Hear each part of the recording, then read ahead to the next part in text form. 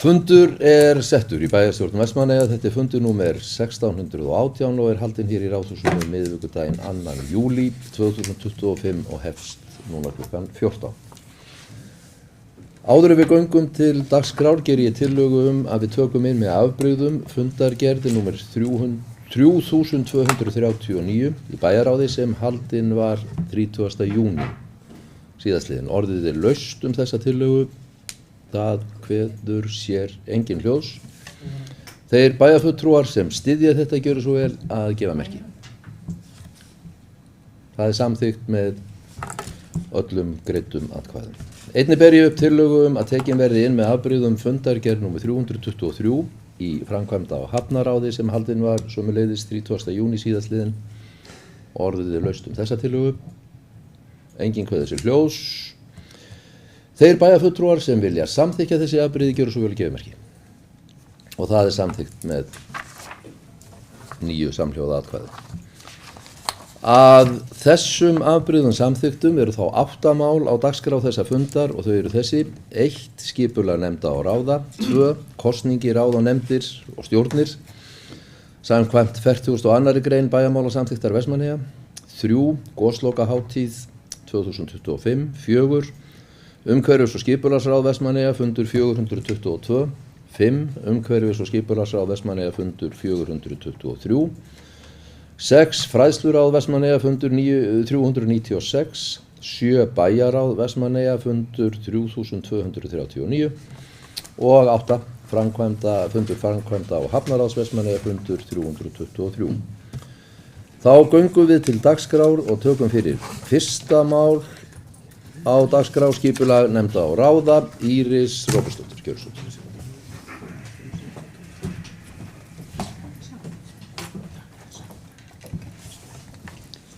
Forseti.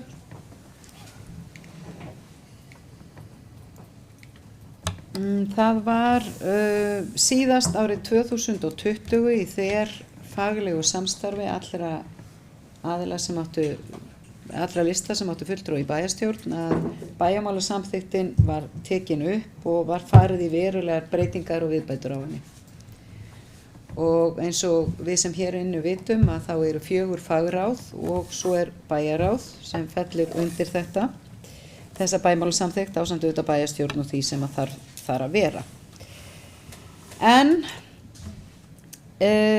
á síðasta bæjarstjórnarfundi að þá var hér umræða reyndar undir lið sem var kosningu í bæjarráð, að þá var farið að ræða fjölda mála og fjöldafunda og telja fram og tilbaka og hafa áhyggjur af því að þetta hefði töluvert mikil áhrif á lýðræðið og ýmislegt annað, og bara eins og kom fram þá að þá bara mjög gott að taka þessa umræðu.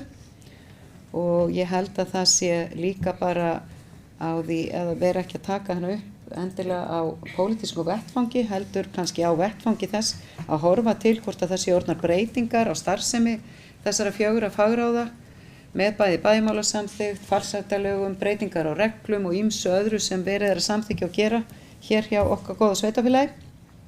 En fundir og fjöldi mála eru misjafnir eftir fagráðum og álagið á ráðin því misjafnt.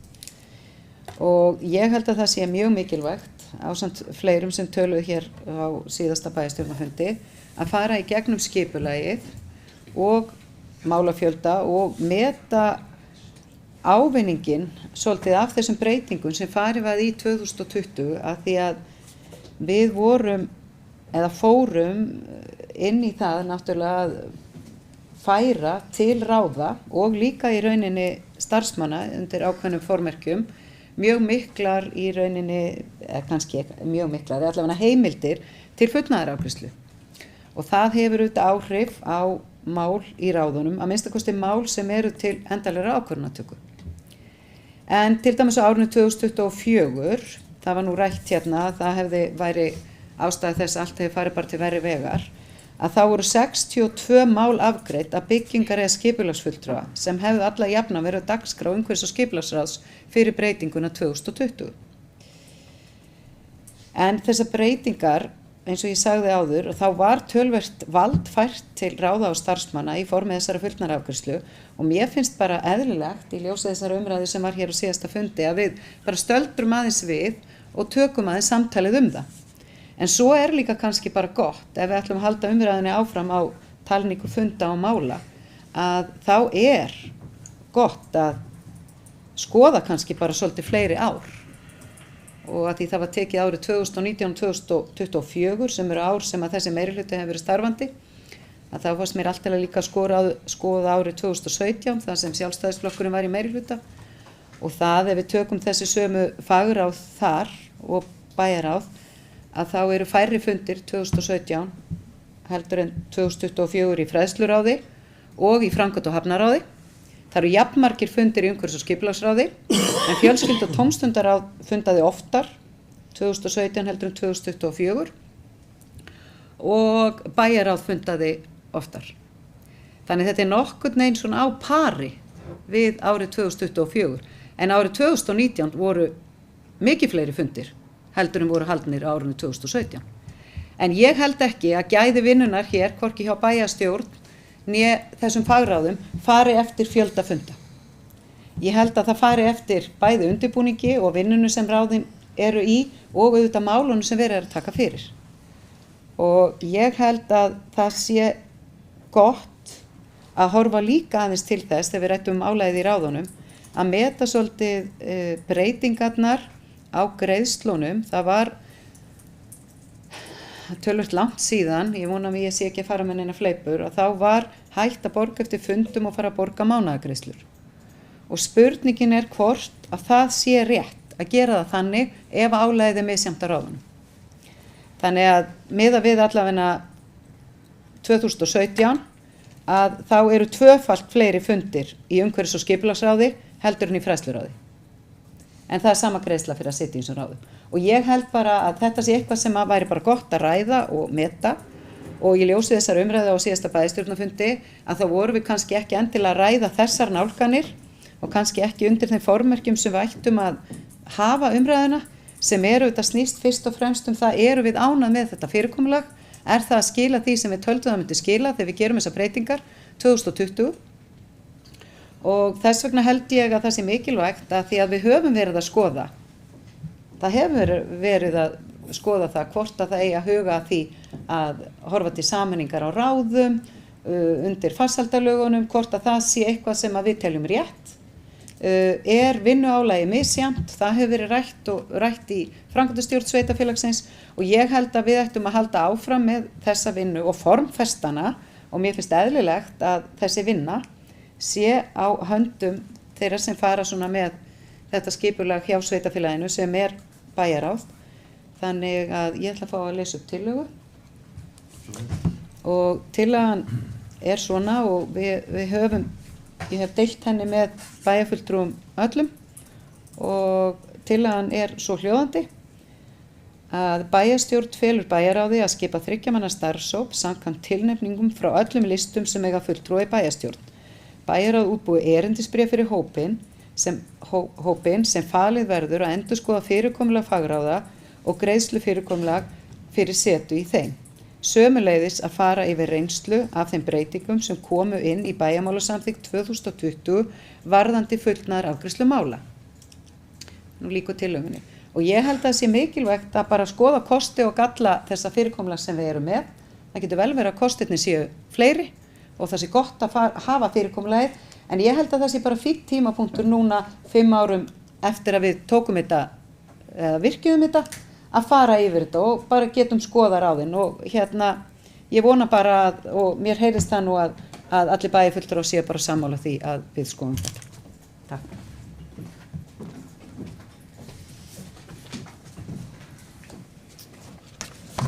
Takk fyrir þetta. Áður en ég gef orðið laust les ég þessa stuttu innbókun. Íris Róbertsdóttir bæjarstjóri fór yfir skipulag fagráða og fyrirkomulag og greiðslu fyrir setu í ráðum. Orðið laust. Hildur Sólveig Sigurðardóttir, gjörðu svo vel.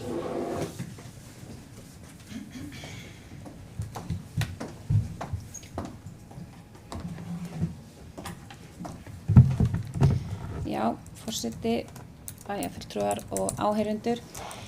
Já, ég bara fagna frumkvæði meirihlutans að setja þetta mál á dagskrá og leggja upp af stað í þessa vinnu og bregðast við því sem var rætt í pontu á síðasta fundi og líkt og ég lét í ljós og kom fram í ræðu minni þá að þó svo að það virtist vera svona einhver kerfisbundin breyting meðal allra ráða, það að segja fagráða og svona á öfugan veg við bæjarráð, að þá var það ekkert endilega eins og ég sagði, það ekki, ég var ekki að telja að það væri með vísvitandi gert, en þetta væri samt einhver svona varhugaverð þróun sem að við þyrftum að skoða.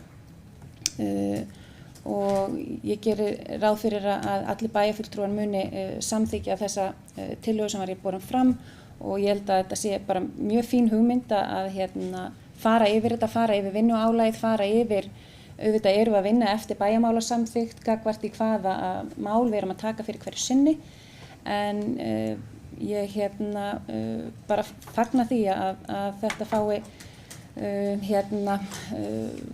þennan farveg og förum að skoða þetta betur, og þó svo menn sig að reyna að bera í bætifláka með að taka yfir hátt í áratuga gamlar fundafjölda að þá auðvitað má lengi böl bæta með því að benda á eitthvað verra, en ég fagna auðvitað samt þessu skrefi og það er nauðsynlegt að skoða þetta og gott að taka þetta upp til endurskoðunar í þessu að það fái hver fulltrú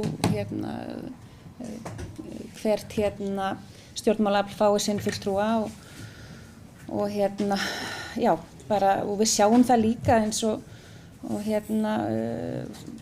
já, það eru auðvitað frekar væntanlega miðað við bara þróunina á sveitarfélaginu og framkvæmdagleðina og annað að þá er væntanlega frekar ætti álagið í stjórnsýslunni að vera vaxandi fremur en á hinn veginn. Takk.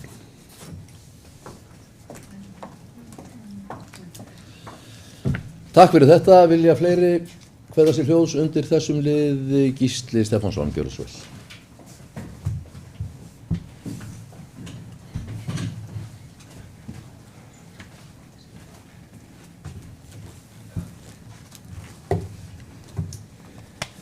Já, virðulegur forseti og bæjarfulltrúar, þetta er bara mjög gott mál og gott að við séum komin bara þennan stað með þetta. Bara vildi aðeins bara hnekkja á því að svona svo spurninga mitt sem satt svolítið eftir síðasta fund var hvort að hvort eigi að gera einhverjar frekari breytingar á þessum málaflokkum eða þar að segja þessum ráðum og skoða það bara einmitt hvernig í hvaða átt þetta er komið og meta stöðuna. Og ég náttúrulega eða svona hef einmitt verið svolítið hrifinn af þessum breytingum sem hafa verið hjá umhverfis- og skipulagsráði. Það er svona án nokkurs vafa svona einfaldar það og er svona á pari við það sem var svo sem fyrir löngu búið að gera með sérstaklega í fjölskyldu- og tómstundaráði. Það sem var búið að uppfæra ákveðna kvarða og nú hefur það verið tekið enn lengra. Og sérstaklega þegar kemur að þessu með farsældarlögin eins og við höfum náttúrulega farið yfir að þar hefur nú heldur betur umfang ráðsins minnkað í barnaverndarmálum, við erum meira svona eftirlitsaðili þar. Það sem þetta kannski hefur svona fengið mig til þess að velta mér svona aðeins meira fyrir mér heldur en áður er svona nú er það svolítið ekki default heldur eða ekki svona beint, það gerist ekki að sjálfstæðum réttar sagt að það sem var að svolítið svona þegar þessi mál þurfti að koma inn í ráðið þá var maður sem ráðsmaður mun upplýstari stöðuna og tilkynningar frá starfsfólki og starfsmönnum sviðsins voru svona töluvert skýrari eða svona komu meira sjálfkrafa og það er svolítið bara svona spurning hvort það þurfi ekki að skoða bæði þennan svona þessa tilkynningaskyldu eða þessar upplýsinga að halda ráðinu upplýstu. Ég vil nú benda á það að mér hefur nú bara fundist eftir því sem best veit að við höfum verið vel upplýst og starfsmenn sviðsins fjölskyldu- og frelsissviðs hefur bara haldið mínu ráði bara ágætlega upplýstu og við höfum fengið reglulega inn á fundi til okkar starfsmenn. En það kannski svona spurning hvort að þetta kalli ekki sko bara á að skoða ráðin sjálf, heldur bara í raun og veru líka bara málaflokkana og hvaða áhrif þetta hefur haft á þá sjálfa, af því að það segir sig sjálft að þegar það er verið að fara svona, já, kannski ég vil nú ekki segja eftirliti minna eða eitthvað svoleiðis, þetta bara, þú veist, vinnureglur breytast við svona breytingar og það hefur jafnvel áhrif á málaflokkana á einhvern máta sem að væri vert að svona taka með í þetta samhengi. Og ég ætla bara að lýsa ánægju minni með þegar tillögu sem hefur þegar komið hér fram hjá meirihlutanum. Takk. Takk fyrir þetta. Orðið er ennþá laust undir þessum lið. Fleiri hafa ekki hvatt sér hljóðs og þá ber ég eftirfarandi tillögu undir atkvæði. Bæjarstjórn felur bæjarráði að skipa 3 manna starfshóp samkvæmt tilnefningum frá öllum listum sem eiga fulltrúa í bæjarstjórn. Bæjarráð útbúi erindisbréf fyrir hópinn sem verður falið að endurskoða fyrirkomulag fagráða og greiðslu fyrirkomulag fyrir setu í þeim. Sömuleiðis að fara yfir reynslu af þeim breytingum sem komu inn í bæjarmálasamþykkt 2020 og varða fullnaðar afgreiðslu mála. Þeir bæjarfulltrúar sem samþykkja þessa tillögu gjöru svo vel að gefa merki. Hún er samþykkt með 9 samhljóða atkvæðum. Gjörðu svo vel.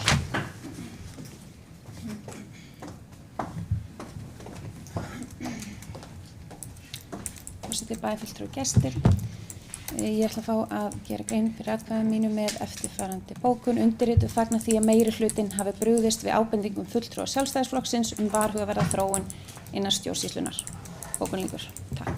Undir þetta rita allir bæjarfulltrúar Sjálfstæðisflokksins. Undir atkvæðaskýringuna þín? Já.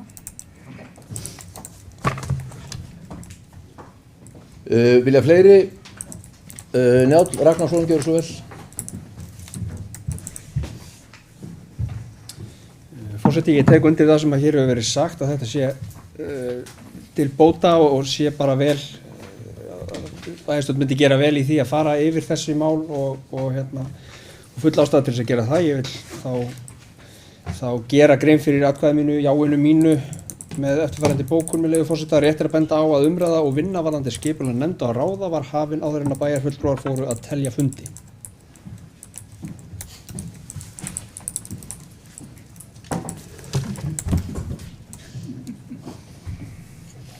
Þessu umræðu er lokið þetta mál. Tekið fyrir annað mál á dagskrá. Kosning í ráð og nefndir samkvæmt 42. grein bæjarmálasamþykktar Vestmannaeyja. Samkvæmt 5. tölulið B-liðar 42. greinar samþykktar stjórn Vestmannaeyjabæjar og fundarsköp bæjarstjórnar kýs bæjarstjórn 3 aðalfulltrúa og 3 til vara í kjörstjórn og undir kjörstjórnir eða kjördeildir á 4 ára fresti. Ásgeir Elíasson, varamaður í 1. kjördeild, er ekki lengur búsettur í Vestmannaeyjum. Hér er lagt til að skipa Súsönnu Georgsdóttur sem varamann í 1. kjördeild í stað Ásgeirs Elíassonar. Orðið er laust þessa tillögu. Enginn hefur hvatt sér hljóðs og þá göngum við til atkvæða. Þeir bæjarfulltrúar sem samþykkja þessa tillögu gjöru svo vel að gefa merki. Hún er samþykkt með 9 samhljóða atkvæðum. Tekið fyrir 3. mál á dagskrá, Goslokahátíð 2025. Íris Róbersdóttir, gjörðu svo vel.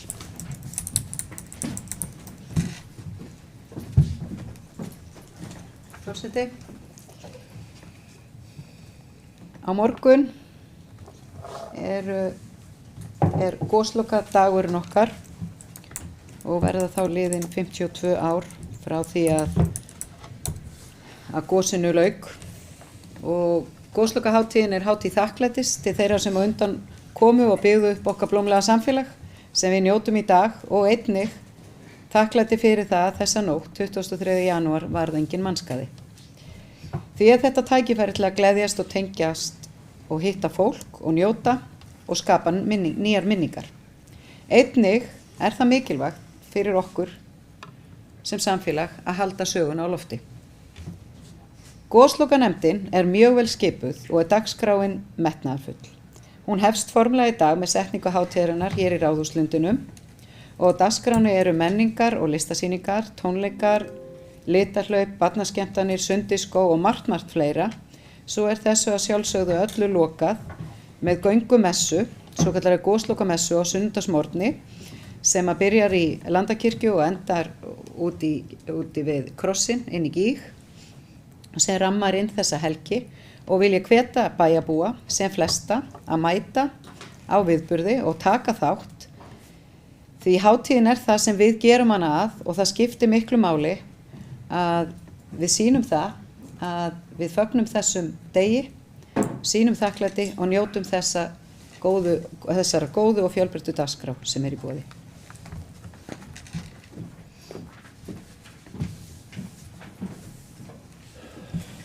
Takk fyrir þetta. Áður en ég gef orðulaust les ég þessa stuttu innbókun. Íris Róbertsdóttir bæjarstjóri fór yfir dagskrá Goðslokaháttíðar sem sett verður síðdegis í dag. Orðið er laust. Enginn hefur kvatt sér hljóðs og er umræðu lokið.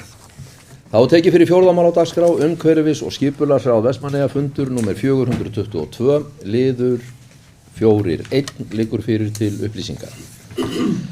Þá tökum við fyrir 5. mál á dagskrá umhverfis- og skipulagsráð Vestmannaeyja fundur númer 423.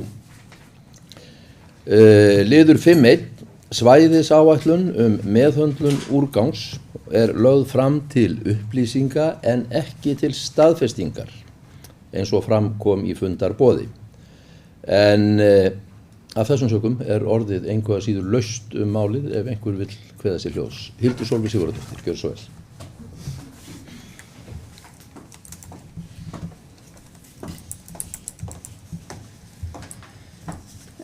Forseti, bæjarfulltrúar og gestir, ég hef þá kannski með nokkra spurningar í því ljósi að þetta sé til upplýsinga. Er það þá ekki minn skilningur að þetta verður þá ekki lagt til staðfestingar eða verður það gert síðar? Er þetta ekki lagt til staðfestingar?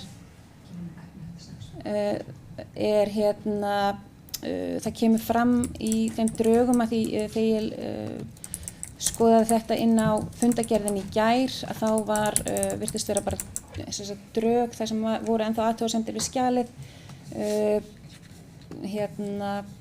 hvort að þau eru þá lögð þá væntanlega seinna fram til kynningar eða staðfestingar. Það er tekið fram að því nú í skjalinu að eftir eigi að kostnaðarmeta aðgerðaþætti og það eru auðvitað ýmsir hlutir sem að koma þarna inn á borð sérstaklega framkvæmdasviðs og svona ég fékk mjög fín svör í gær í morgun frá varðandi kostnað bara hjá Environæs við gerð þessar svæðisáætlunar og vil þakka fyrir það og bara svona kannski hvort að menn séu svona einhvern veginn gerir sér grein fyrir mögulegri kostnaðar eða mögulegum kostnaði í tengslum við þessar aðgerðir sem að þarna eru lagðar fram. Já, auðvitað náttúrulega við höfum búin að vera ræða náttúrulega þessi sorpmál alveg og þó svo auðvitað mætti kannski kalla eftir því núna, auðvitað mætti kannski bara vera meira samtal þessi sorpmál sem eru búin að vera mjög áberandi og umræðinni. Þetta er auðvitað eins og þetta skjal, langt og mikið skjal en mjög grein og gott og mjög áhugavert að fara yfir þetta. En það er líka bara svona þættir eins og það talaði að sveitarfélögin muni bæta hagrænum hvötum í úrgangsmálum, hverjir væru mögulega til dæmis slíkir hagrænir hvatar og svo náttúrulega komið inn á þetta eins og við vitum öll og höfum verið meðvituð að við erum búin að vera að borga með þessum málaflokki og komið inn á það þarna en kannski bara fyrst og fremst, fyrst við erum ekki að samþykkja þetta, gerum við það þá síðar og já, þetta er bara á svöru þessu takk. Takk fyrir þetta, Hildur Sólveig Sigurðardóttir, Jónas Sigríður Guðmundsdóttir, gjörðu svo vel.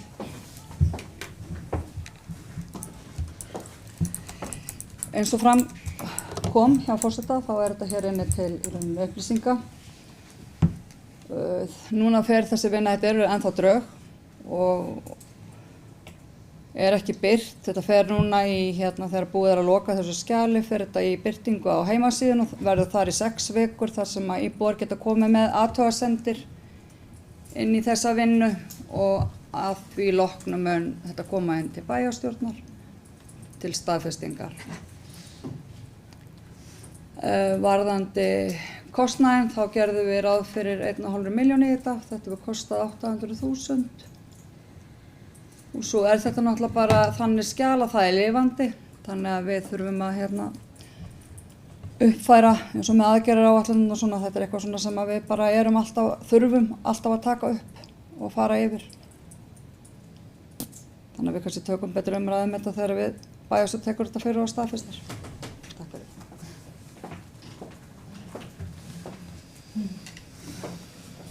Takk fyrir þetta. Eyþór Harðarsson, gjörðu svo vel.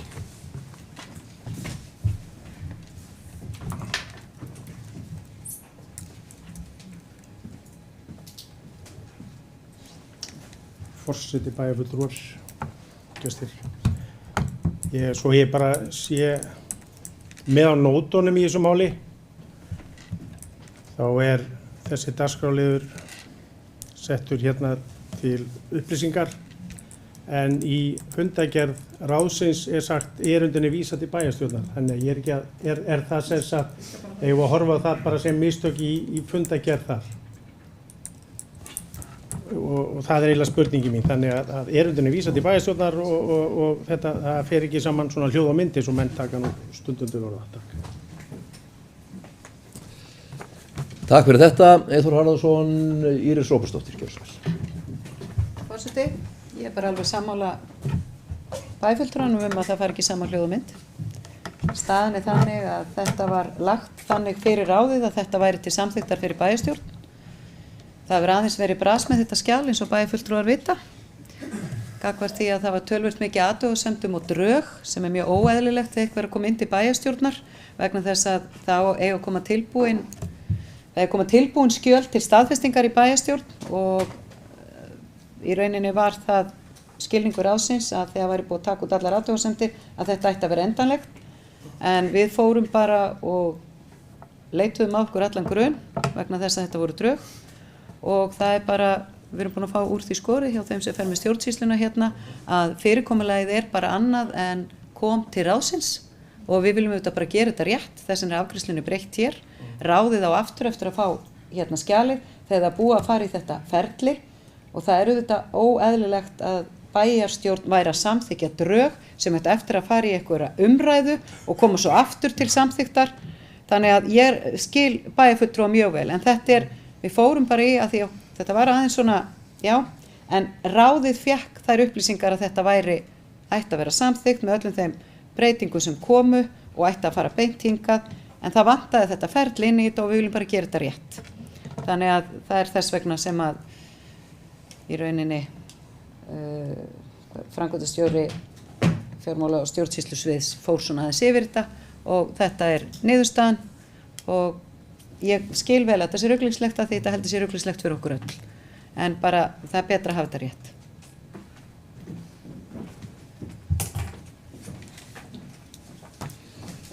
Takk fyrir þetta, Eyþór Harðarsson, gjörðu svo vel.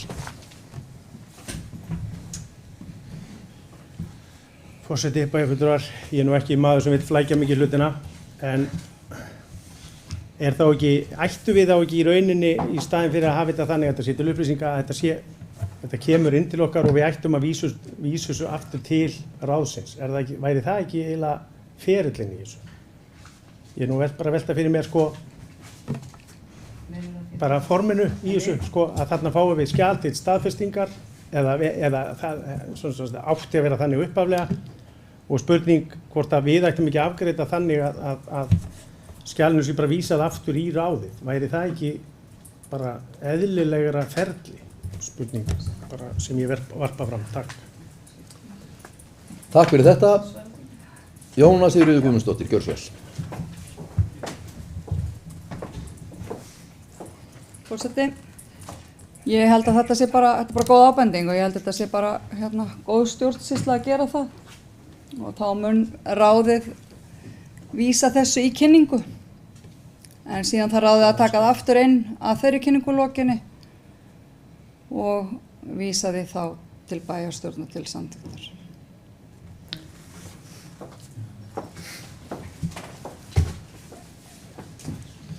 Takk fyrir þetta. Fleiri hafa ekki hvatt sér hljóðs og er umræðu lokið. Þá er tekið fyrir liður 5.3 í þessari fundargerð umhverfis- og skipulagsráð Vestmannaeyja nr. 423.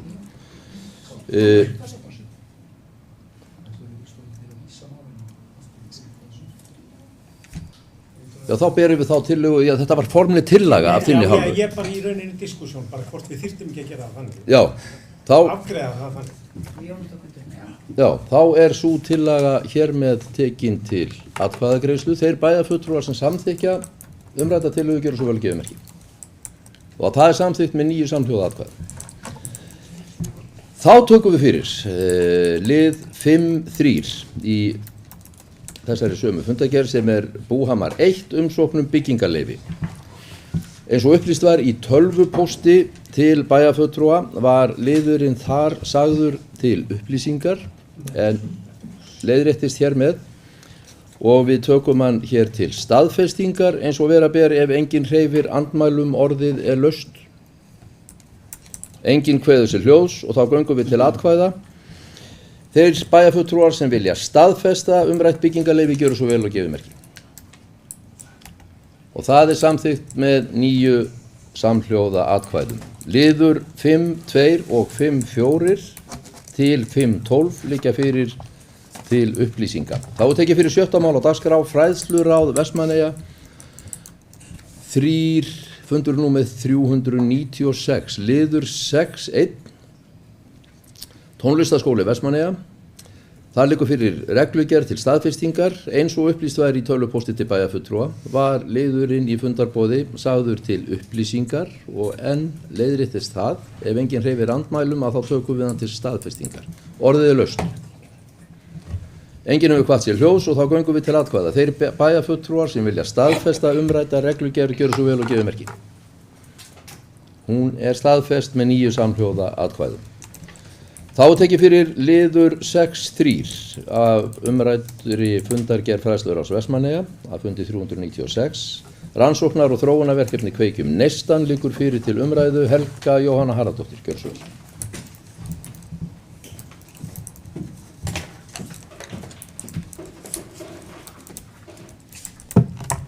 Forseti, ég vil nýta tækifærið og taka undir með bókun ráðsins.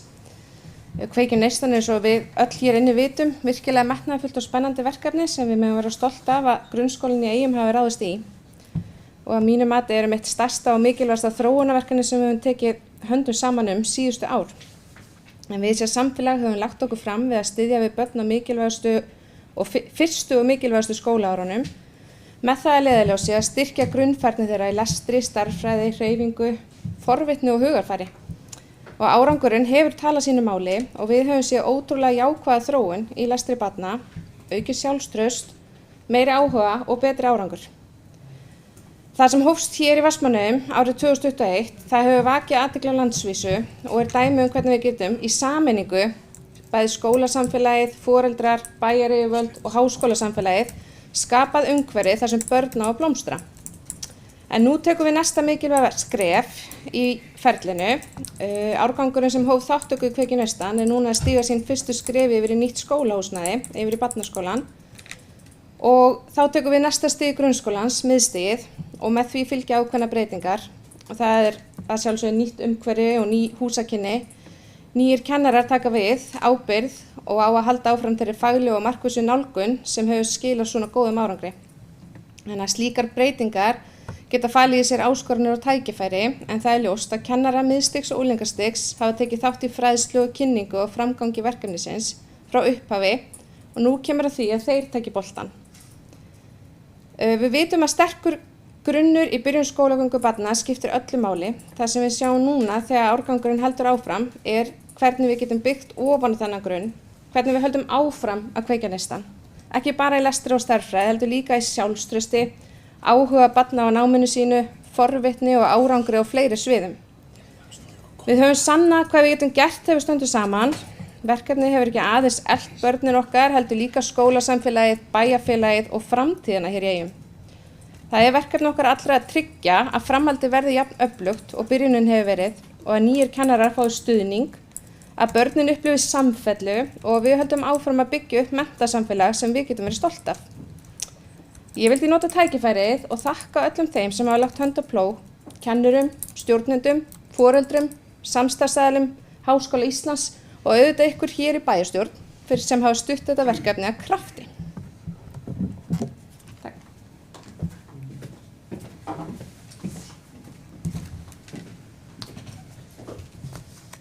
Takk fyrir þetta. Helga Jóhanna, vilja fleiri taka til máls undir þessum lið? Svo ekki og þá umræðu lokið. Liðir 6.1 til 6.2 og liðir 6.4 til 6.5 liggja fyrir til upplýsinga. Og þá tókum við fyrir 7. mál á dagskrá sem við tókum hér inn með afbrigðum í upphafi fundar sem bæjarráð Vestmannaeyja, fundur númer 3239 og ég vildi auðvitað minna á að það sem tekið inn með afbrigðum með þessum hætti að þá eru allir liðir opnir til umræðu. Liðir 7.1 til 7.6 liggja þá fyrir til upplýsinga og umræðu. Vill einhver kveða sér hljóðs þessa liði? Svo ekki. Liður 7.7 viðaukar við fjárhagsáætlun 2025 liggur fyrir til umræðu og staðfestingar. Orðið laust. Engin. Ég heyrði ekki hvað sagði.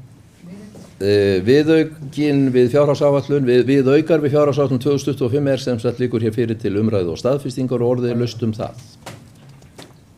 Engin kveður sér hljóðs og þá göngum við til atkvæða. Þeir bæjarfulltrúar sem vilja staðfesta viðaukana gjöra svo vel að gefa merki. Og þeir eru staðfestir með 9 samhljóða atkvæðum. Liðir 7.8 til 7.10 liggja þá með sama hætti fyrir til upplýsinga og umræðu ef einhver vill kveða sér hljóðs. Svo ekki. Þá tökum við fyrir 8. mál á dagskrá sem við tókum sem sagt líka inn með afbrigðum hér í upphafi fundar sem framkvæmda á Hafnaráð Vestmannaeyja fundur númer 323. Liðir 8.1 til 8.4 liggja fyrir til upplýsinga og umræðu. Vill einhver kveða sér hljóðs þessa liði? 8.1. Hildur Sólveig Sigurðardóttir, gjörðu svo vel.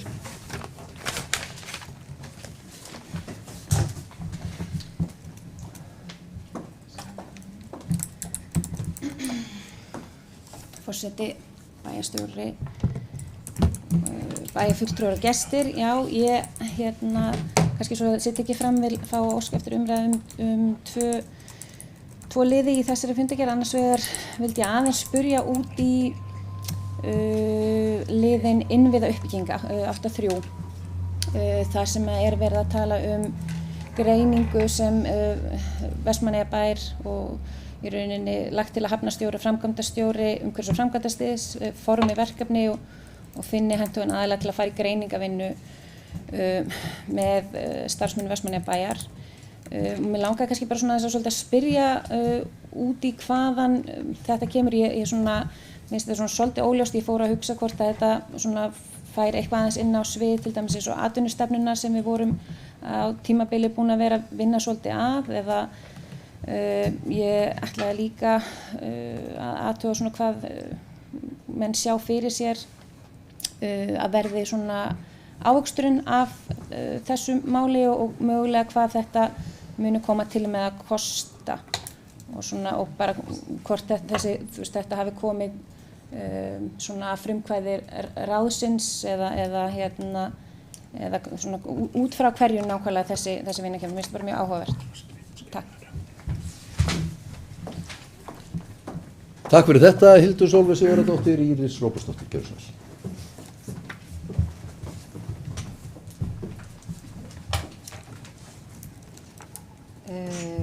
Ég byrja á kostnaðinum, þá stendur að það í að meta hvað það kostar niðri, þannig að ég get ekki svarað kostnaðinum, en þetta kemur, ráðið hefur ákveðnar fjárheimildir fyrir svona vinnu, en það stendur að ég að meta kostnaði mínum í afgreiðslunni, ég ekki meta fyrir fram að mig og það náttúrulega hlýtur að vera innan þeirra ramma sem ráðið hefur, sjálfsagt verið rætt á fundunum, en varðandi, ég get aðeins komið inn á og svo náttúrulega erum við með ráðsmann hérna sem bæjarfulltrúi líka, En þessi innviðu uppbygging, þetta snýr númer 1, 2 og 3 með mestu leyti af hafnarsvæðinu.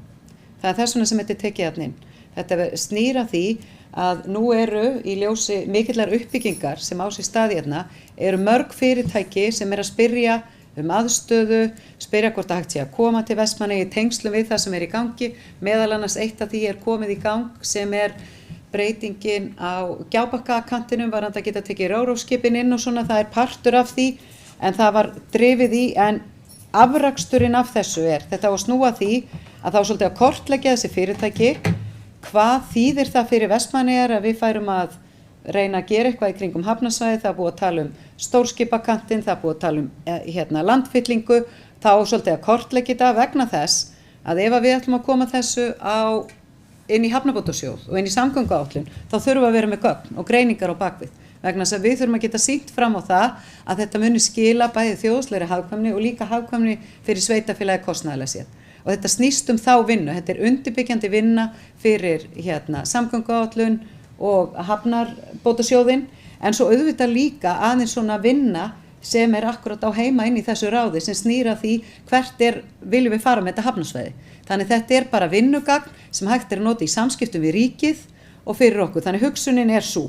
En eins og ég segi með kostnaðin, það ráðið hefur, hafnarstjórnin sjálf hefur, mér minna að sé kringum 2 milljónir til að fara í allavegna svona, en þá að metu við þetta kostnaðin og þetta allavegna innan þeirra fjárheimilda. En ég hef ekki hugmynd hvað svona kostar og hvað þetta en við þurfum að skila mjög greinagóðum gögnum til vegagerðarinnar ef við ætlum í svona vinnu, og þetta bara partur af því. Og svo líka auðvitað hvernig á að taka á móti, að því það þó ég ætla ekki endilega að nefna þau, þá hefur það verið nefnt inn í bæjarráði, en það fleiri en 1 og fleiri en 2 stór fyrirtæki sem hafa verið svona að þreifa fyrir sér að koma hérna með atvinnustarfsemi, og Höfnin þarf auðvitað einhvern veginn að ná utan það.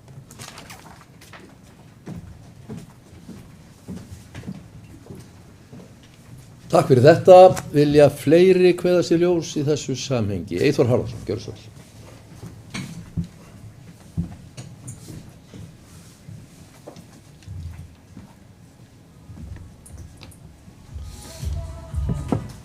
Forseti, fulltrúar, gestir. Já, ég langar svona aðeins að leggja orðið í belgi í þessum lið, innviða uppbygging. Það sem að maður lesur þessa innbókun úr ráðinu og niðurstöðuna, þá gæti maður haldið að það væri verið að koma að málinu og ekkert kannski búið að fylgjast mikið með síðustu árin hérna hjá okkur í Vestmannaeyjum, því að þarna verið að tala að það þurfi að kortleggja framtíðina og tækifærin hérna við höfnina og í bæjarfélaginu.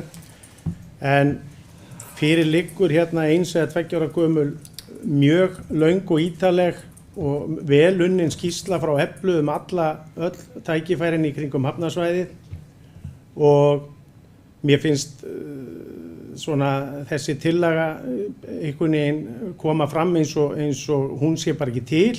Það þurfa að fara að greina þetta allt aftur, og í ljósi þess að við höfum nú talað að það sé nú mikið að gera hjá sviðunum okkar og mikil vinna og menn komast varla yfir öll verkefnin, þá finnst mér að við gætum nú stundum bara beðið með að reyna að starta verkefnum og sem í rauninni í mínum huga algjörlega óþörf, út af því að þetta liggur allt fyrir sem verið að koma fram og verið að fara að kanna og greina og fá menn hentuga aðila til að fara í þessa greiningavinnu með starfsmönnum Vestmannaeyjabæjar. Mér finnst þetta bara stundum betra bara heima setja en að stað farið með svona hluti. Ég tel að það sé bara mikil greiningavinna og það mikil þekking innan sviðsins tækifærin næstu árin við höfnina og í bæjarfélaginu, og ég verð bara að segja það, ég var svona hálf hissa á þessu startupi með þessa greiningavinnu. Takk.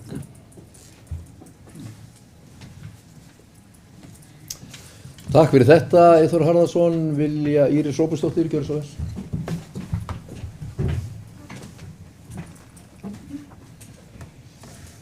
Forseti, Ég held að það vissi enginn á okkur búin að gleyma því í þessari skýrslu Eflu, og ekki ráðið heldur. Og það fylgir hérna smá minnisblað líka, þó það sé ekki opinbert gagn, þá það inn í fundagáttinni. En það sem ekki í greiningunni frá Eflu einmitt þættindir sem við þurfum í rauninni að skila inn, sem þessi hagkvæmni. Og hvað getum við rukkað, hvað eru fyrirtæki tilbúin að borga. Það ekki tekil afstæða til sérstakra fyrirtækja í skýrslunni frá Eflu. Það verið að taka þetta skrefinu lengra og skýrslan frá Eflu að sjálfsögðu hluti af því. Og skýrslan frá Eflu ástæða þess að við erum yfir höfuð að ræða við Vegagerðina uppbyggingu út af veiðinu og svoleiðis. Þannig hún mjög gott gagn, ég tek algjörlega undir það með bæði fulltrúanum Eyþór Harðarsyni, en það þarf að taka þetta skrefinu lengra og svo þetta auðvitað hér til umræðu. Það auðvitað ráðið sem búið ákveða að fara í þessa vinnu. Þannig að það náttúrulega bara gerir það. Ráðið hefur bara fullt vald til þess að ákveða það. Þessi liðir eru hér til umræðu og enda var bara, og ég held að þetta sé, ekki bara held, ég veit að þetta gott vegna þess að það var líka töluvert mikil umræðu það og fólk misjafnlega hrifið af skýrslum og án þess að ég nefni nöfn í því málum mín til stuðnings þar. En þarna það algjörlega ljóst að því ég hef setið hluta af þessum fundum með Vegagerðinni og það bara, greiningarnar eru fyrst og fremst fjárhagslega greiningar sem þarf að fara í. Við erum ekki að koma inn og það kannski, ég að meina, það hefur engu verið skilað frá því 2009 eða 10 þegar var verið að gera líkanaprófanirnar. Það hafi ekki farið inn fjárhagslega greiningar á því hvað kostirnir þýða fyrir okkur og hvað við gerum og hvort við viljum yfir höfuð taka á móti fyrirtækjum og fara í landfyllingu og svoleiðis. Það búið og skýrslan frá Eflu mjög góð, ég vil ítreka það, en þetta næsta skref ofan á hann. Og eins og ég sagði áðan, þá ráðið búið að taka ákvörðun að gera þetta.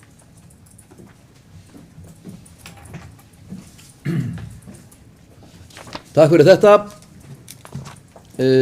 Fleiri hafa ekki hvatt sér hljóðs og umræðu lokið. Þá tökum við fyrir lið 8.5 í þessari sömu fundargerð sem númer 323 í framkvæmda á Hafnaráði. Það samþykkt meðhöndlun úrgangs 2025 sem liggur fyrir hér til umræðu og staðfestingar og orðiðalaust.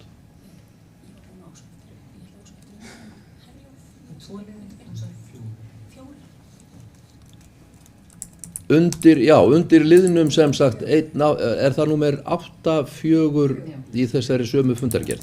Gjörðu svo vel, Hildur Sólveig Sigurðardóttir, þessi liður 8.1 til 8.4 í umræddri fundargerð enn opinn, Hildur Sólveig Sigurðardóttir Björnsson.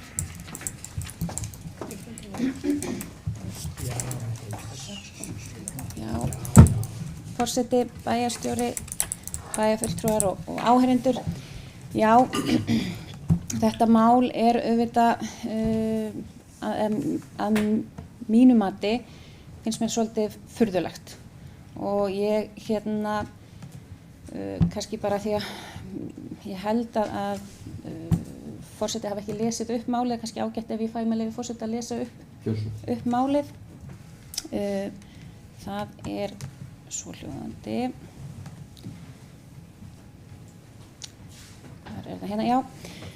Fyrir liggur erindi frá framkvæmdastjóra Herjólfs fyrir hönd stjórnar Herjólfs OHF og vék Sæunn Magnúsdóttir á fundi við afgreiðslu málsins. Ráðið vísaði erindi frá stjórn Vestmannaeyjaferjunnar Herjólfs OHF frá og bendi á 4. grein hafnarreglugerðar Vestmannaeyjahafnar þar sem hafnarstjóri fer með daglega stjórn hafnarinnar og sér að gætt sé regla á öllu hafnarsvæðinu. Hins vegar ítrekar ráðið mikilvægi þess að Herjólfur verði fyrir eins litlum töfum og hægt Þar bókar fulltrúi D-lista og þar sem hann segir að fulltrúi D-lista telur meðferð málsins á fyrstu stigum ábótavant. Enda svaraði hafnarstjóri erindinu með bréfi dagsettu 27. júní síðastliðinn án þess að það kæmi fyrir framkvæmda á hafnaráð, þrátt fyrir að erindinu hefði verið beint til ráðsins og þurftu bæði varaformaður framkvæmda á hafnaráðs og framkvæmdastjóri Herjólfs að ganga á eftir því að erindi fengi að fara fyrir ráðið.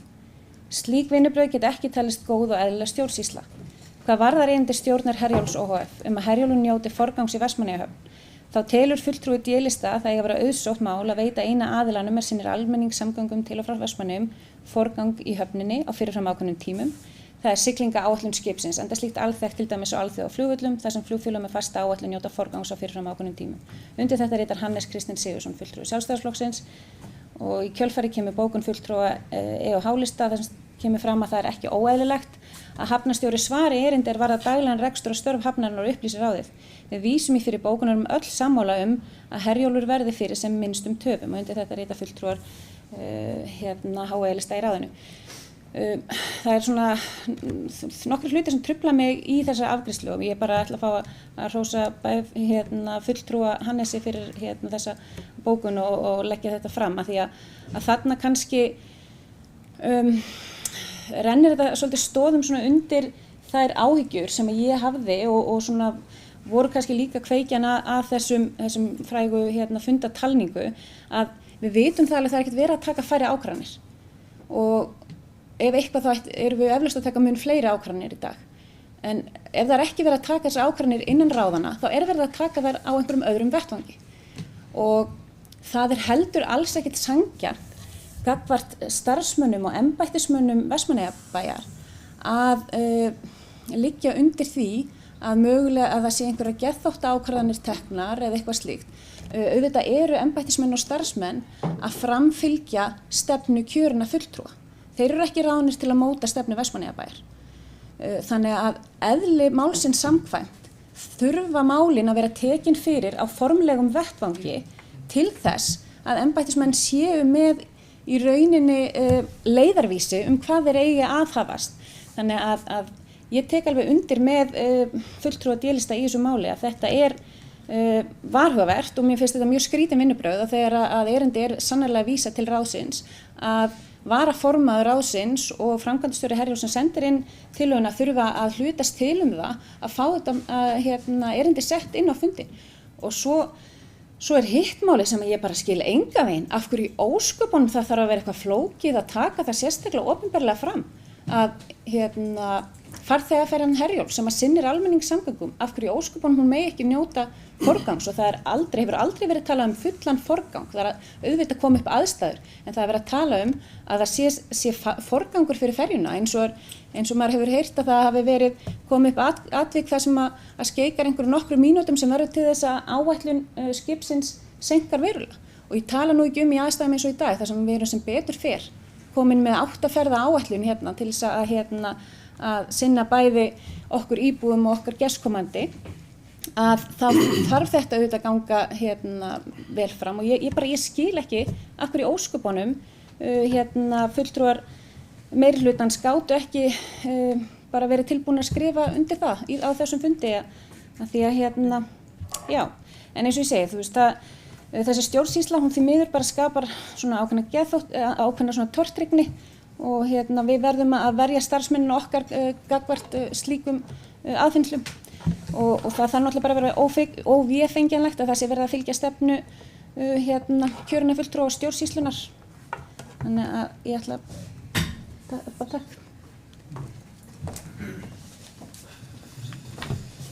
Takk fyrir þetta Hildur Sólveig Sigurðardóttir, Eyþór Harðarson, gjörðu svo.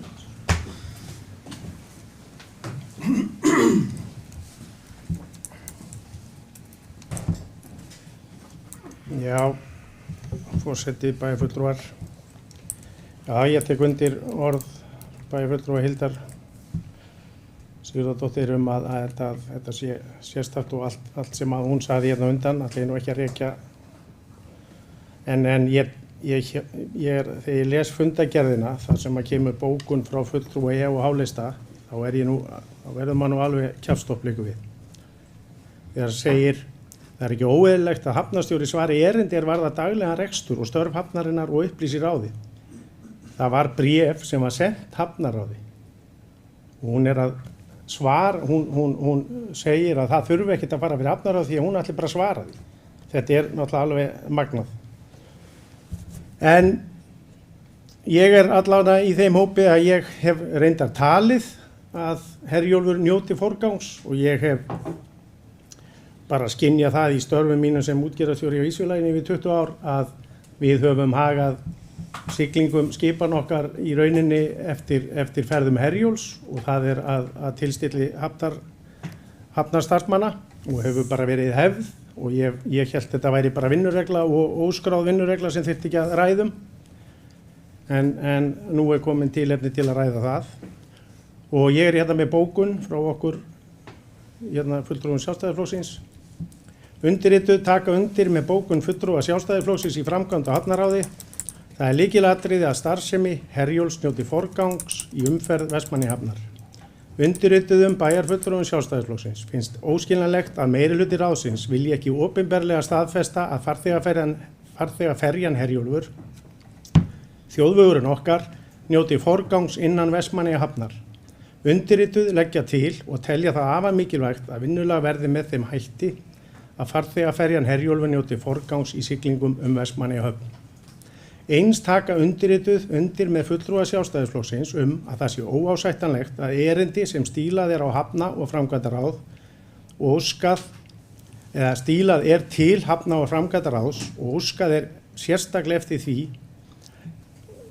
eftir að það sé tekið fyrir, sé svarað án aðkomu ráðsins. Það getur ekki talist eðlileg stjórnsýsla og undir þetta skrifum við öll fulltrúa Sjálfstæðisflokksins. Takk.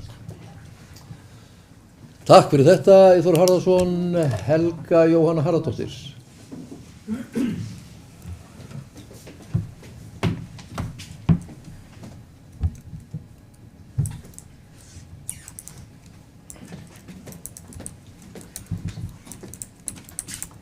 Forseti, ég byrja að taka fram að ég er nú alveg sammála bæjarfulltrúa Hildi Sólveigar Sigurðardóttur að málið er furðulegt. Þegar mér þykir bara furðulegt yfir höfuð að þetta hafi verið til tals í ráðinu, því að ég er svo sem sammála Eyþóri Harðarsyni með að Herjólfur hafi yfirleitt alltaf haft forgang og það er alveg ljóst að allir í ráðinu eru sammála að Herjólfur verði ekki fyrir töfum og það á það sama við hafnarstjóra og hafnsögumenn. Það eru allir að vinna því að Herjólfur verði fyrir sem minnstum töfum.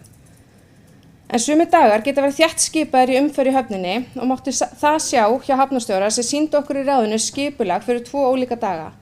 Og það er því ekkert óeðlilegt að það geti komið upp staða sem er óviðráðanleg einhverja seinkun, en allir eru samt sem áður að vinna í því að Herjólfur lendi ekki í seinkun. Málið var á borði hafnarstjóra, er á borði hafnarstjóra samkvæmt reglugerðum sem stýrir umferð í höfninni og það er ekki okkar ráðsins að ráðskast með hvernig hafnarstjóri stýrir höfninni. Heldur verðum við að treysta því að hafnarstjóri sé að sinna sinni vinnu. Alveg eins og í fræðsluráð er ekki að ráðskast með það hvernig skólastjóri stýrir grunn- eða leikskólanum, en við getum að sjálfsögðu sem við í ráðinu getum brýnt nauðsyn þess að Herjólfur verði fyrir eins litlum töfum og hægt er. Varðandi erindi sem stíla var að ráðið, þá get ég ekki séð að það hefur verið eitthvað mál að hafnarstjóri skyldi svara bréfinu og upplýsa okkur svo í ráðinu. Það hefur ekki verið lenskan hér að taka upp öll mál sem send hafa verið ráðin og hafa þau á dagskrá funda. Ég get vel ímyndað mér að það er gert að málafjöldi í ráðum myndi þá aukast verulega. Það er þá kannski ekki eins andlýðræðisleg þróun eins og minnihlutanum fannst samkvæmt bókun á síðasta bæjarstjórnarfundi. En varaformaður var jafnframt, sem er jafnframt í stjórn Herjólfs, fekk líka erindi í pósti alveg eins og formaður og hafnarstjóri. Þannig að þetta ætti ekki að koma neinum óvart.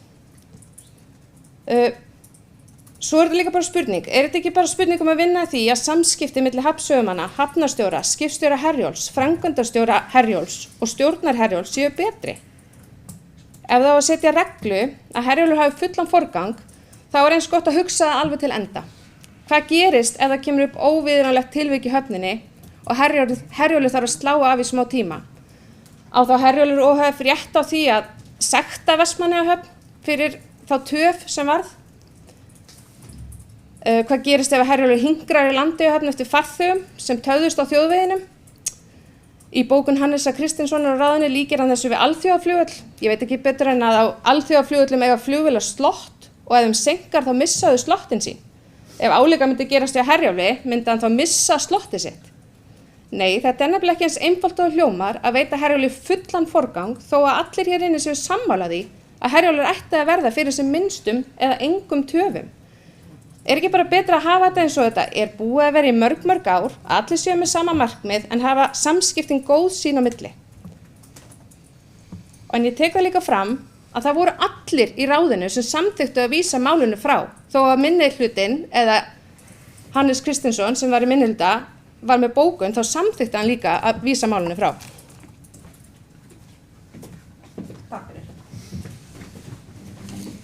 Takk fyrir þetta, Helga Jóhanna Harðardóttir. Íris Róbertsdóttir, gjörðu svo vel. Forseti, ég ætla að byrja á því eins og flesti sem hafa talað hér að lýsa furðu minni á þessu máli öllu. Af því að það Herjólfur nýtur forgangs í höfninni og mér fannst ágætt að bæjarfulltrúi Eyþór Harðarson skildi taka það upp hér og það vitað allir sem þurfa að vera með einhvers konar umferð í gegnum þessa höfna að nýtur forgangs. Ég óskaði eftir því fyrir þennan fund hvort ég gæti fengið einhverja tölur það hversu oft Herjólfur hefur tafist út af vandræðum í höfninni. Þær eru ekki til en mér var sagt að frá einu atviki upp á 12 mínútur sem varð í maí og öðru atviki upp á 2 mínútur sem að viðkomandi gat látið mig vita af og var með á taktinum. Við viljum auðvitað ekki, enginn, og mér finnst sko eiginlega að við séum að ræða það, þetta varða samskipti milli hafnarinnar og Herjóls, að við séum að ræða það að einhverju sé að halda því fram að Herjólfur fá ekki forgang og það er auðvitað dálítill útúrsnúningur. Það er nú sama hvernig þessar bókanir eru orðað að það var allir þeir sem eru að bóka í framkvæmda og hafnaráði að tala um það að Herjólfur eigi að njóta forgangs. Varðandi það að hafnarstjóri hafi svarað erindi ráðsins, þá langar mig að benda á það og ég held að það sé inn í gögnunum undir ráðinu að hafnarstjóri var búinn að fá samstofna erindi sem hann var að svara. Áður en það ráðið fékk líka erindi en hafnarstjóri var búinn að fá bréf skilst mér og nú er ég að segja þetta svona frá því sem ég skilst af því sem ég get lesið í þessum gögnum að búinn að fá samstofna erindi sem viðkomandi var að svara. Og ég held að væri til dæmis bara ágætt að útgerðarstjóri að því bæjarfulltrúi Eyþór Harðarson sagði nú frá því að hann væri búinn að vera útgerðarstjóri í 20 ár. Ég held að það yrði engin rosa stemming yfir því ef að stjórn Ísfélagsins færi að stýra því hvernig hann væri að keyra makrílbátana inn og út úr höfninni eða á veiðar. Þetta snýst auðvitað daglegan rekstur en hafnarstjóri er engin venjulegur embættismaður vegna þess að það er til hafnarlög, það er til hafnarreglugerð og ráðið getur algjörlega breytt hafnarreglugerðinni sem viðkomandi starfsmaður þarf að starfa eftir. En það sem ég held að það sé mikilvægt og án þess að við séum að lengja þessa umræðu, þá er bara ekki nokkur maður að reyna að tefja Herjólf og það er svolítið sérstakt að við séum að taka þá umræðu hér að Herjólfur sé ekki að njóta forgangs. Það sem verið er að tala um er að við vitum það öll að þú getur aldrei 100% lofað því að hlutinni gangi upp. En Herjólfur nýtur forgangs í höfnina. Það skiptir gríðarlegu máli fyrir okkur að ferjan sé að komist hér inn og út úr höfninni, sérstaklega á þessum tíma núna þar sem eru 8 ferðir, að það er ekki nema 15 mínútur sem að áhöfnin hefur til að lesta og losa á milli ferða og það er bara mjög skammur tími og ég held að bæjarstjórn ætti nú að leggja það bara til við alla þessa aðila að fólk vinni bara áfram saman eins og það er gert hingað til og ef það hleypur einhvers konar snuðra á þann þráð þá þarf bara að laga það vegna þess að skiptir okkur öll máli að þessi hlutir sé í lagi og það er gríðarlega mikilvægt að skipið geti haldið áætlun en það er í þessu lífi eins og við vitum að það geta komið upp hlutir sem hafa áhrif en vonandi eru þeir nánast engin sem hefur áhrif á ferjun okkar en ég las það nú, þá maður nú ekki verið að vitna í andlitsbókina hér í pontu, þú fyrirgefur þetta forseti, þá las ég það nú hjá aðila sem sagði að það væri nú ýmislegt annað, til dæmis það að reyna að retta því að keppnisliðin okkar kemist heim eins og hjá IBVF sem er að kosta tafir á skipinu. Þannig auðvitað er erfitt að festa einhver slott en ég held að við leggjum það öll fram hérna að staðan sé bara einfallega þannig almenningssamgöngunar okkar njóta forgangs og ég hef ekki heyrt á einum einasta starfsmanni Vestmannaeyjabæjar eða Herjóls að það sé eitthvað þannig að það sé einhver reyna að koma í veg fyrir það.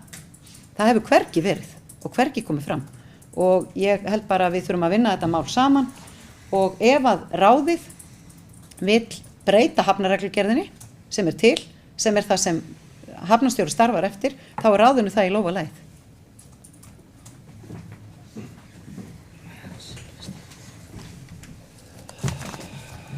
Margrét Rós Ingólfsdóttir, kjörst.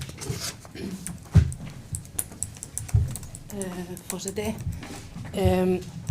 sko mér finnst ekkert óeðlilegt við sem að ræða þetta mál hérna og ég er alveg sammála öllum og mér finnst eiginlega svolítið skrítið sem að ræða þetta hérna en það er ástæða fyrir því og það er þetta mál sem kemur fyrir ráðið og það er svar hafnarstjóra og það er bókun meirihlutans. Það er ástæðan fyrir því að við erum að ræða þetta og mér fannst nú svolítið hundur í bæjarfulltrúa Helgu Jóhannu Harðardóttur í sinni ræðu, ég verð nú bara að segja það og það er ýmislegt sem ég hnaut þar, en eitt af því sem ég hnaut voru orðinirnar sem voru eitthvað þá leið að henni þætti ekkert óeðlilegt að það væri fullt af málum sem væri stíluð á ráðin sem kæmi ekki til umfjöllunar í ráðunum. Það þykir mér bara mjög óeðlilegt. Mér finnst það mjög óeðlilegt að ráðsmenn fá ekki að sjá gögn sem eru stíluð á ráðin. Og ef það er hjá meirihlutanum, þá held ég að þau ættu að skoða aðeins sinn gang. Takk fyrir þetta, Hildur Sólveig Sigurðardóttir.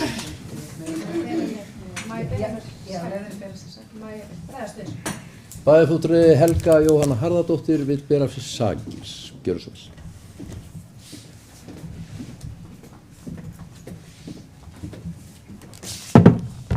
Forseti, ég vildi bara fá að bregðast við þessu frá Margréti Rós Harðardóttur. Ingólfsdóttir, afsakið. Takk fyrir að minnum að það. Já, ég sagði að ég reyni að finna þetta inn í punktunum mínum, svo ég geti nú sagt þetta orður rétt. Hvar var þetta?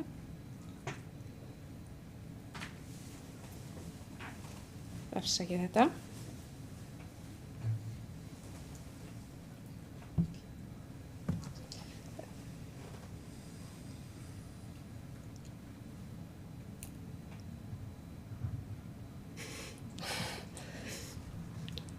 Já, ég sagði sem sagt að það hefur varðandi erindi sem var stílað á ráðið, að það hefur ekki lenskan að taka upp öll mál sem eru send á ráðin og hafa þau á dagskrá funda. Það var það sem ég sagði og það var það sem ég er að meina. Að þegar það er sent eitthvað á ráðin, þau mál eru ekki alltaf tekin á dagskrá, þau eru stundum rædd utan dagskrár og það þykir mér ekkert óeðlilegt. Ég geti rétt ímyndað ykkur öll bréfin sem við fáum hér frá ákveðnum aðila í bænum. Ætlaði að fara að setja þau öll á dagskrá funda.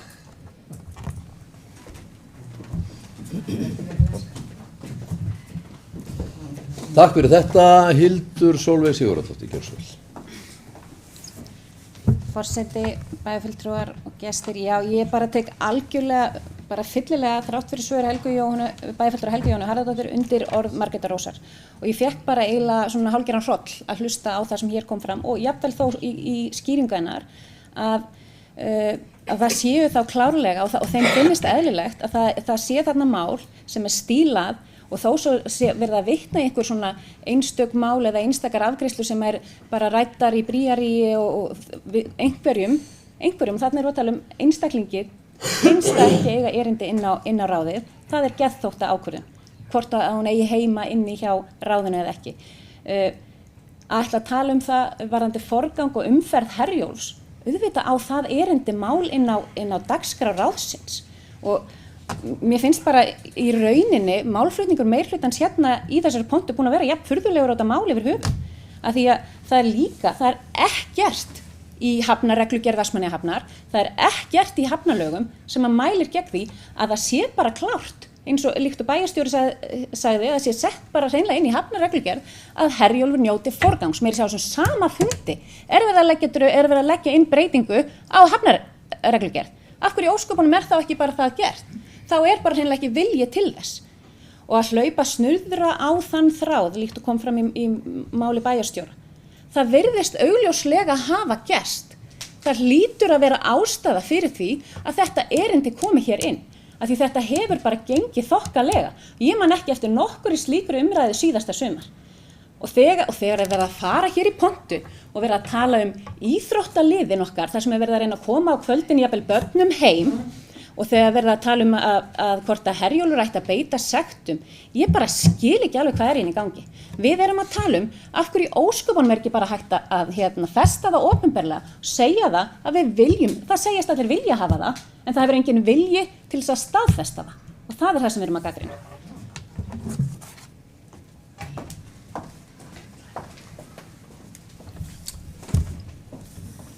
Íris Róbersdóttir, gjörðu svo vel. Forseti, ég ætla að fá að bera mér sakir. Ég var ekki að gera lítið úr því að þurfti að koma íþróttabörnum hér heim seint á kvöldin. Ég sagði einfaldlega að það er ýmislegt sem hefur áhrif á áætlun Herjólfs, meðal annars þegar verið að bíða eftir íþróttahópum. Og við erum öll sammála það. Ráðinu í sjálfsvald sett að setja þetta ákvæði inn í hafnalögin, inn í hafnarreglugerð Vestmannaeyjabæjar, þetta með forgangin, og það var það sem ég sagði hérna áðan. En það sem mér finnst, og ég ætla nú bara að fá að segja það og bera líka sakir, af því það var nú bara farið að koma hér bara yfir á allan meiri hlutana, hér væri bara erindi að koma inn sem væri ekki verið að taka fyrir ráðin. Ég get ekki borið á ábyrgð á orðum Helgu Jóhannu Harðardóttur. En ég ber ábyrgð á stjórnsýslu Vestmannaeyjabæjar ásamt mínu starfsfólki og þetta bara ekki lenskan þar. Og ég ætla bara að fá að bera mig þær sakir, að því ekki hef ég sagt þetta hér í pontu og ég ætla bara ekki að sita undir þessu. Það bara ekkert sérstaklega fallega sagt, gagnvart manni. En bara algjörlega, og það getur vel verið að þessi umræða sé fín, en það auðvitað, þetta klárt fagmál hjá hafna- og framkvæmdaráði sem hafnarstjórn samkvæmt lögum, það undanþága og var fengin undanþága til að gera þessa breytingu sem var gerð við 2013, 14 eða 12 á einhverju því tímabili, þá var búið til framkvæmda og hafnaráð, þá var fagráðan Vestmannaeyjabæjar breytt. En venjulega, í mjög mörgum sveitafélögum, hafnarstjórn sérstök. Og það sérstakur lagarammi utan höfnina. Hún aðeins öðruvísi heldur en aðrar undirstofnanir sveitafélaga og ráðið getur að sjálfsögðu tekið málið upp og gert það sem það vill gagnvart þessari hafnarreglugerð svo framalega sem rúmist innan lagana sem að bæjarfulltrúi Hildur Sólveig Sigurðardóttir hélt til fram áðan og ég efast ekki Já, en ráðið getur gert það. Þannig að þetta málið eins og það statt núna, ekki á borði bæjarstjórnar. Það á borði ráðsins og það algjörlega ljóst að ráðið getur gert þetta og svo finnst mér að þetta búið að vera lengsta umræðan á þessum sama fundi hjá ráðinu. Það var líka verið að tala um það. Það var líka verið að tala um það að við ætlum að reyna að fara hér í að leita grjóti til þess að geta farið í einhvers konar vinnu hérna við utan Eiðis til þess að gera landfyllingu eða þaðana meira eða nýta hvort að setja nýta í einhvern grunn í einhvern hafnargarð og svona. Þetta bara stór merkileg mál og stór. Herjólfur það okkur líka. En þeir sem að leysa þetta mál, það einn aðili hér í ráðinu, hvorki framkvæmdastjórinn í hafnarstjóri á þessum fundi, en það gríðarlega mikilvægt að fólk tali saman svo að við þurfum ekki að ræða það, einhver samskipti ákveðna starfsmanna eða annað, eða hvernig hlutirnir og að Herjólfur, sko ég bara, einhver bæjarfulltrúi sem hefur upplifað það að Herjólfur njóta ekki forgangs. Bæjarfulltrúi Eyþór Harðarson kom inn í pontu áðan og sagðist bara alltaf hafa upplifað það að Herjólfur njóti forgangs. Þannig að ég vona að það veri bara þannig áfram og hef ekki neina trú á öðru en að það sé, en ég vil bara enda á því og segja aftur ráðið hefur málið í hendi sér, það þetta að taka upp hafnarreglugerðina og mér langar að benda á það að hún lá fyrir og gögnin breytingar lágu fyrir fundinum, þannig þú bætir því ekki við inn í fundinum, það þetta að taka hafnarreglugerðina aftur. Og ég bara efast ekki að það veri gert í ljósi þess hvernig málið hefur fengið bæði mikla umræðu hér í bæjarstjórn og á fleiri stöðum að ráðið fari bara yfir þetta. Og ef það þörf á því að gera einhverja breytinga þá ég viss það að ráðið gerir það. Og að mörgu leyti með umræðina hér kannski þörf á því.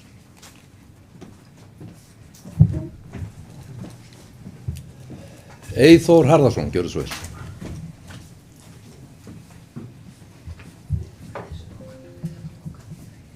Já, forseti, bæjarfulltrúar og gestir. Já, það er alveg sama, eiginlega má segja umræða Herjólf eða Landeyjahöfn.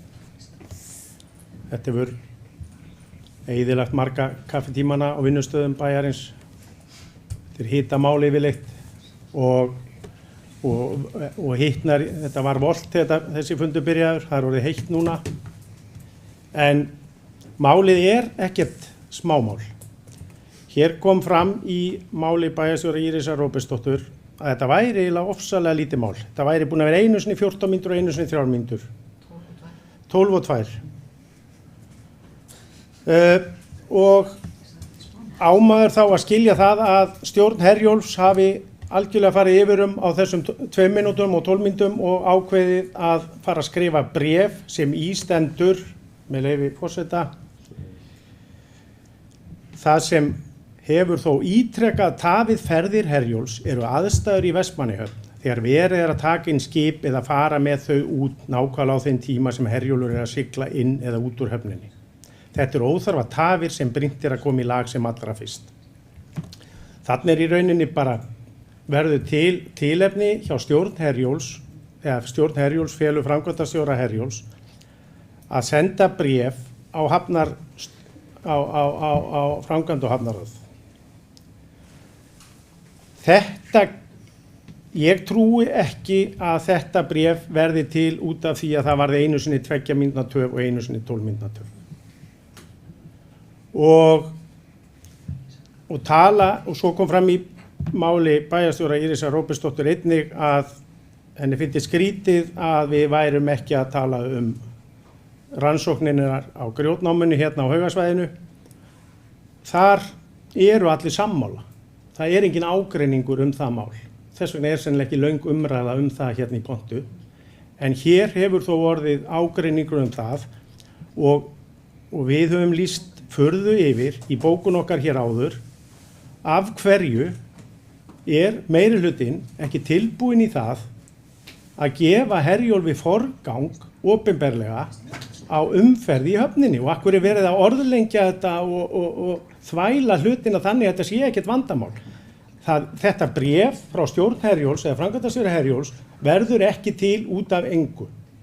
Og eðlilegasti farvegurinn sem þetta mál hefði átt að fara í var að mínu mati að framkvæmd og hafnaráð hefði bara samþykkt og falið hafnarstjóra að vinnulagi verði þannig að menn skipuleggi innkomur á skemmtiferðaskipunum í takt við það að Herjólfur raskist sem minnst. Og það hefði bara verið afgreiðsla sem allir hefðu fundist eðlilegt og ekki orðið til meiri umræða það. Takk fyrir.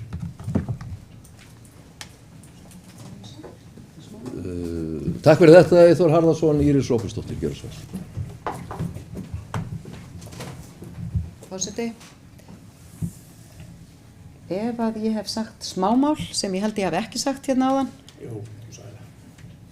þá ætla ég að fá að leiðrétta það að því vegna þess að mér finnst Herjólfur ekkert smámál og reyna að snúa því þannig upp að mér finnst það smámál finnst mér ósanngjarnt og ef það hefur skilist þannig, já ég skal horfa á upptökuna en þess vegna ætla ég að koma hérna upp og ég ætla bara ekki að sitja undir því að mér finnst samgöngur við Vestmannaeyjar smámál.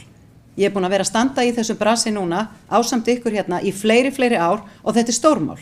En ég sagði jafnframt áðan að ég óskaði þegar þetta mál kom upp, þá óskaði ég eftir upplýsingum þessar ítrekuðu tafir sem bæjarfulltrúi Eyþór Harðarson vitnaði til. Ég gat ekki fengið upplýsingar nema þetta tvennt sem ég nefndi hér áðan og það var það sem ég var að meina og ég þá ágætt að ég get leiðrétt það væri mjög gott ef við getum fengið það og ráðið geti fengið það til sín þá ef það eru ítrekkaðar tafir þarna eins og kemur fram í bréfinu ég óska eftir þessum upplýsingum frá framkvæmdastjóra Herjólfs. Hann gat ekki veitt með þær. Já. Já, það mjög sérstakt, en ég ætla samt að taka undir það. Auðvitað hlýtur að vera einhver ástæða fyrir því að bréfið kemur. Ég alveg sammála því. Og það bara eitthvað sem kannski hefði átt að vera hægt að leysa án þess að við værum búin að eyða núna. Þetta lengsta umræðin í bæjarstjórn í dag. Það eru mörg mjög góð mál og við erum kannski ekki endilega sammála öll Eyþór. En það má líka ræða góð mál sem við erum sammála og lyfta þeim. Það líka hlutverk bæjarstjórnar. En málið að talaði til dæmis enginn nema bæjarfulltrúi Helga Jóhanna Harðardóttir í Kveikjum Neistan sem mál sem við erum mjög stolt af og eigum að lyfta. En ég held að það væri bara ráð hjá ráðinu að taka þetta mál upp með einhverjum hætti í gegnum hafnar samþykktina. En að halda því fram að meirihlutinn vilja ekki að Herjólfur njóti forgangs eru skemmtilegir pólitískir útúrsnúningar. Vegna þess að við höfum öll sagt hér í pontu að við viljum, ég sit ekki í þessu ráði, við erum öll búin að segja að við viljum að njóti forgangs og bítum bara spenntur eftir bókunin okkar, hún ekki komin.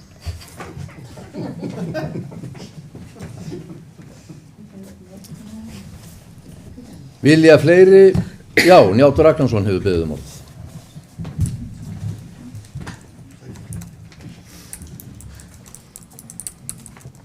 Forseti, en ætla ég að fá að koma hérna upp og vera friðarpípan sem ég og ætla ekki að orð mín mun ekki leiða til þess að neitt fyrir að bera á sig sakir. eins og gert hefur verið hér ítrekkað. En sko þetta mál, sko með fullri virðingu fyrir okkur öllum sem sitjum hér, nýju bæjarfulltrúum og fundarritara og upptökumanni og öllum sem að horfa á, þá finnst mér þetta mál aðeins farið að anga af því að það sé farið að styttast í sveitarstjórnarkosningar. Og ég held að svona umræða, hún muni nú ekki minnka með haustinu, svona ef út í það farið. En, sko, mér finnst alveg ómögulegt að stilla þessu einhvern veginn upp á þann hátt að meiri hlutin sé einhvern veginn á móti því að Herjólfur hafi forgang og minni hlutin sé svona einhvern veginn að berjast fyrir því að það verði þannig. Ég ætla að fá að lesa með leyfi forseta upp úr niðurstöðu ráðsins áður en að það kom til alls bókunarflaumsins sem að fylgdi fundargerðinni. Og í restin á þessu segir með leyfi forseta: hins vegar ítrekkar ráðið mikilvægi þess að Herjólfur verði fyrir eins litlum töfum og hægt er. Þetta samþykkti allt ráðið. Við getum öll verið sammála um það, vonandi, að það er engin ágreiningur um það að Herjólfur á að njóta forgangs. Herjólfur á, það er allir hérna nýju sem hérna eru og ég vissum að fundarritarinn með þess að er sammála því að Herjólfur, almenningssamgöngunar okkar eiga að njóta forgangs í höfninni. Það er engin ágreiningur, það er ástæðulaust að vera eitthvað að karpa þetta, þennan hluta. Hins vegar, þegar kemur að því hvort að hafnarstjóri eigi að svara einhverjum erindum eða hvort að ráðið eigi að taka erindi til umfjöllun og ræða það hvernig á að svara því, að þá held ég að hafi verið farið ágætlega yfir það hér hvernig svona verklagið er með það og hvert hlutverk hafnarstjórans er, hverjar hans skyldur eru bæði samkvæmt hafnalögum, hafnarreglugerð, ráðningarsamningi og hin og þessu. Hafnarstjóri, hann sinnir daglegum rekstri hafnarinnar og svo, ég ætla ekki að fara að búa til einhvern ágreiningu það að fólk sé að draga í efa hvað hann á og á ekki að gera, en ég held að sé bara búið að fara yfir það hérna. Og eitt til viðbótar að hérna, það var tala hérna að erindið væri einhvern veginn ekki á dagskrá og kæmi ekki inn á dagskrá. Erindið var á dagskrá fundarins. Það er ástæðan fyrir því að við erum hérna að ræða þetta. Þannig að, ég held að sko, eins og ég sagði hérna upphæðu, sko, ég ætla að vera hérna pínufriðarpípa aðeins að reyna að vanda tal mitt þannig að það þurfu enginn að fara að bera sér sakir og ekki vera mennin að sleggja dóma eitt eða neitt. Mig langar með leyfi forseta að fá að leggja fram hér eftirfarandi bókun. Hafnarstjóri fer með daglega stjórn hafnarinnar og sér að reglu sé gætt á öllu hafnarsvæðinu samkvæmt 4. grein hafnarreglugerðar. Það er því ekki óeðlilegt að hafnarstjóri svari erindum sem berast honum varða daglegan rekstur og upplýsi síðar ráðið. Samstofnað erindi barst einnig hafnarstjóra sem svaraði því. Herjólfur nýtur forgangs og hefur þetta ekki verið vandamál og á ekki að vera vandamál. Engin ágreiningur að Herjólfur njóti ávallt forgangs þó að upp geti komið undantekningar tilvik til að mynda hættu ástand. Undirrituð, og það eru fulltrúar meirihlutans hér, eru sammála því að Herjólfur hafi forgang og hefur það komið margoft fram.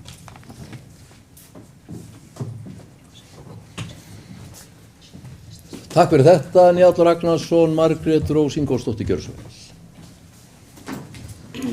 Forseti, ég ætla bara að fá að bregðast örstutt við orðum Njáls Ragnarssonar.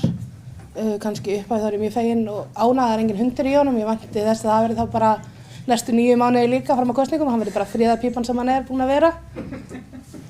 En hann segir hérna að það sé engin ágreiningur það að Herjólfur eigi alltaf að njóta forgangs. Í svari hafnarstjóra, með leyfi forseta, segir eftir að fara yfir málið þá er mér ekki kleift að veita Herjólfi forgang. Það stendur bara orðið rétt í svarinu. Og líka þegar bæjarfulltrúi Njáll Ragnarsson segir að málið hafi verið á dagskrá, það er það bara ekki rétt. Það fór á dagskrá eftir að framkvæmdastjóri Herjólfs og varaformaður framkvæmda hafnarráðs gengu það eftir því. Þið áttu aldrei að fara á dagskrá.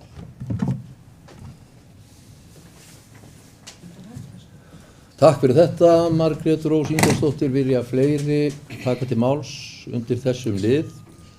Með leyfi varaforseta, þá vildi ég rétt segja það að mér til efs þennan tíma sem ég hef verið í bæjarstjórn, sem nú ekki mjög langur, að það hafi farið jafn mikill tími í umræðu mál sem engin ágreiningur. Hvernig verður þá með ágreiningsmál? Við nefnum því. En fleiri hafa ekki kvatt sér hljóðs, þannig að umræðu þetta mál lokið.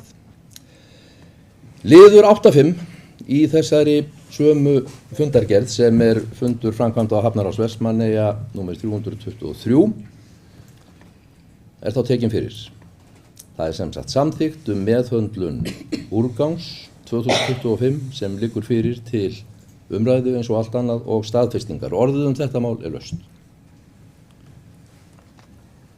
Nú kveður sér engin hljóðs og umræðu lokið og við göngum til atkvæða. Þeir bæjarfulltrúar sem vilja staðfesta þessa samþykkt gjöru svo vel að gefa merki.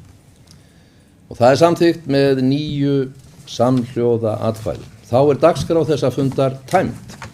Þetta var síðasti fundur bæjarstjórnar fyrir sumarhlé. Næsti fundur verður haldinn 17. september næstkomandi.